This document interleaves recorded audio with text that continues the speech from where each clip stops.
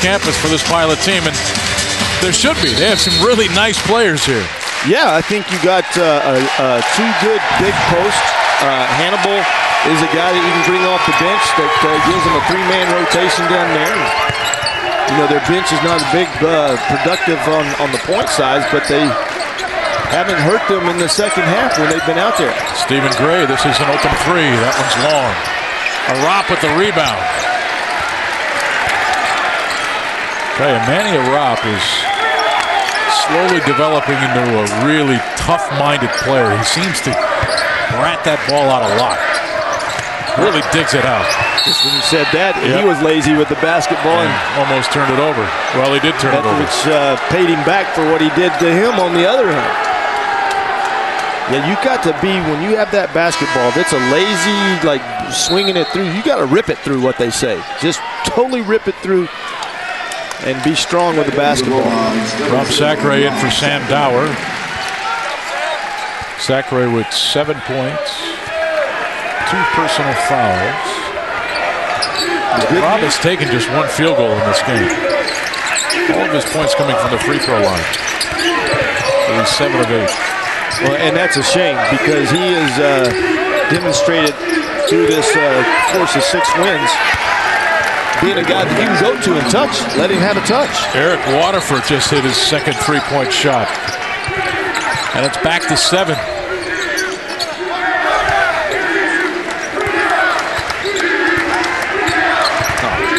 There's a bump on Gray. Stevens got to lean in on that and draw the foul. Yep.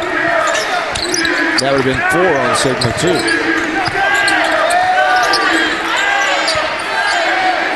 6 on the shot clock. Gray's three-pointer is short. Rebounded by Hannibal. Seems like you see that as Waterford drives and then kicks out. This is Rogers' drive. That was a wild shot. Got it back. Missed that. Tipped in by Hannibal and out. Boy, Portland couldn't have gotten a better opportunity to knock the lead down to 5. Yeah, where it hasn't been in a while. Yep. Sacre with a double team right there. Step out, kicks to the corner. Stockton 3. Got to have it. That's long. When your post is able to kick to the corner to an open 3, you got to hit it. Waterford off the glass. And Eric Waterford now heating up for Portland. This is a kid who's a 46% shooter from behind the arc. He's got a couple in this game, and they're coming at key moments. Well, the big thing in the first half was the time or the possessions. The Zags had 5 more opportunities to shoot, and then also 10 free throws.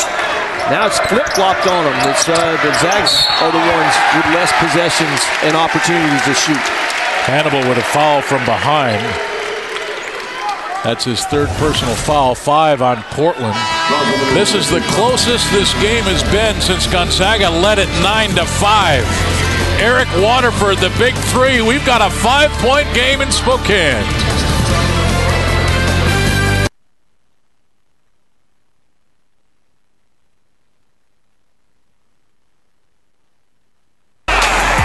Next on FSN and FSN HD. The song you want to hear tonight? I Like It by Enrique Iglesias. Thanks for texting in.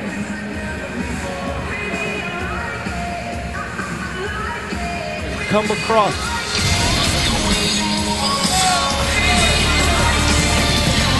Well, Portland starting this second half on a 22-9 run. Gonzaga scoring just 9 points. They've trimmed an 18-point lead all the way down to 5. Here are the results of your Direct Buy fan poll question. Direct Buy, locally owned and operated, providing access to a better life. The fans out there think it'll be Portland and St. Mary's giving Gonzaga the biggest challenge. Portland certainly stepping up to those numbers here in the second half and now trail Gonzaga by just 5. And Gonzaga has missed their last 8 attempts from behind the arc. They're 6 of 21. Yeah, 2 of the shots that Stevens had to take back there are like the shot clock running down. So the offense has become stagnant. Is basically what when you got to throw up a shot at the end of the shot clock, and especially from where Steven was shooting from. This has not been a good offensive half. And Olynyk misses both free throws. Gonzaga was 9 of 10 in that first half. They're Since then, they are 4 of 7 from the free throw line, and there's Sigma. Great feed from Stoll, and Portland now sensing blood in the water, trailing by just 3. Sacre calling for the ball and getting it. The double team came. Stephen Gray now driving with the left hand. Goodson changing the play. Portland on a 7-0 run. A lot of time to play. Stephen Gray driving off the glass. Big shot.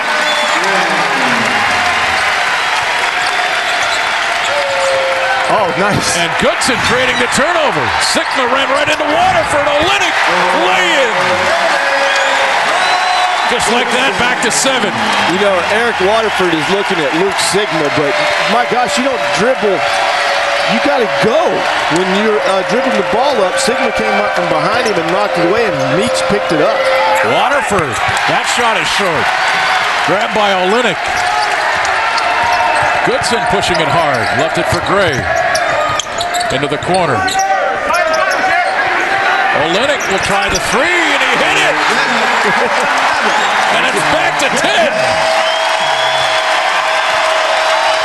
And I'm not sure Olynyk thought he had hit it when that ball left his hand. He was kind of leaning like, get in there. Yeah, we had the angle that he had on the shot, and it was definitely one that you kind of were leaning to get the ball to go in.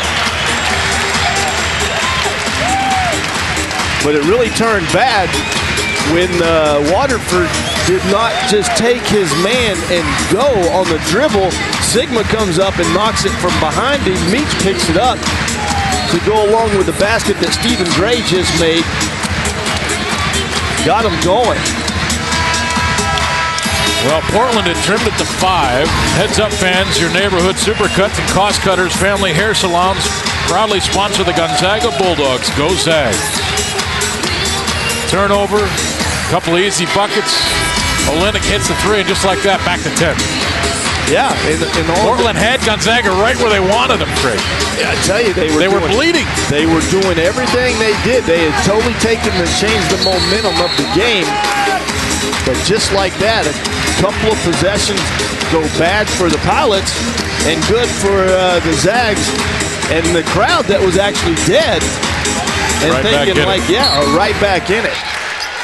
Gonzaga getting 29 points from their bench. Here's Waterford. Another turnover. Here's Harris. The run out. Oh, he's fouled from behind by Kramer Knutson. Made a play on the ball, though, but I got to say, that was a pretty much of a hustle play as I've seen in all of college this year, because that right there would have brought this house down. Watch this. Getting ready and then made a play on the ball and took away a sure 2 points. Sure did. Harris just 5 points in this game. He's taken just 4 shots. And with that, he hits his first free throw attempt. Yeah, he hit the first shot of the game, a 3, in the transition kind of a situation. Got to find him more opportunities, don't you think? 5:35 to play. And it's back to 13. And a foul called on Rob Sacre. He just picked up his 3rd personal foul. And you're saying, Rob, a little bit smarter player. You're, 35 feet from the basket guarding Luke Sigma. Like the fact that you're pressuring out there, but just don't reach. Don't go for that. Luckily, he's not in foul trouble, so you don't have to worry about what he did. Sigma driving. Another whistle. And this foul is going to be on Stephen Gray. That'll be Stephen's first, and 17 fouls now on Gonzaga. Sigma 10 points, 4 assists, but also... No, it's the 10 rebounds and 4 assists. 10 rebounds, 4 assists, 8 points. Yeah. Yes. He's got his 10 rebounds, though, that he averages. That makes him 12th in the nation. Visit VerizonInsider.com/Gonzaga for a chance to win tickets to the Gonzaga St. Mary's game on January 27th. Verizon Wireless is the official wireless partner of Gonzaga. And Sigma hits them both. 73% shooter from the line. Now into double figures. Another double-double for Luke Sikma. And it's a 10-point game. Gonzaga on a 9-2 run.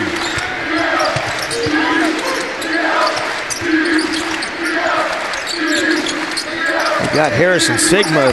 Stevens got to find a way to get it to him. Now Elias has to make a move. Settles for the jump shot. Portland basketball. And I think Elias, step away, survey what's going on. Did Sigma come with me or back off of me? He didn't really back off of him. I think you got to put an aggressive move to the basket and see if you can draw that fourth foul on Luke. There's a lob. Mitrovic, nice catch. That shot is short, may have been deflected. Ball on the floor. Knutson tried to throw it off of Goodson. And it's Gonzaga basketball. Knutson was lying on the end line. You know, and it's funny, the baseline official didn't call it. No. The angle out here. But then again, he could have been looking at the action in his corner over there, and it could, it was easily to see. We could see that Knutson was laying on the baseline. Goodson driving off the glass, tipped back by Zachary. His first field goal of the game comes at a big time. 12-point Gonzaga lead with 4:19 to play. Well, the Zags in this 6-game winning streak have done it on the defensive end, and they're doing it again right now. Portland cuts it to 5. Got it right back up to 12. Travel. There's a travel. Another Portland turnover at a crucial moment. That's 18 turnovers now for Portland. Yep. I don't know.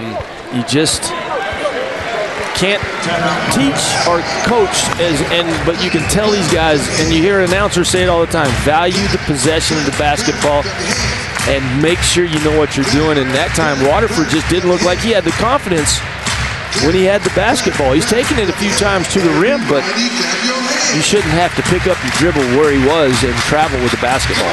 And remember those numbers shooting for Gonzaga in the first half. They were 50% shooting, better than 60 from behind the three. They're now 43% field goal shooting, 36% from behind the three. They have really cooled off here in the second half. Yeah.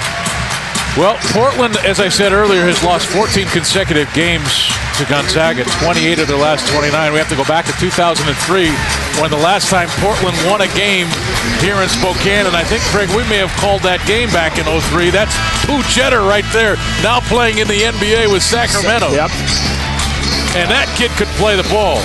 He did. He got that. I remember that game. You're exactly right. And I'm going to go out on a limb here.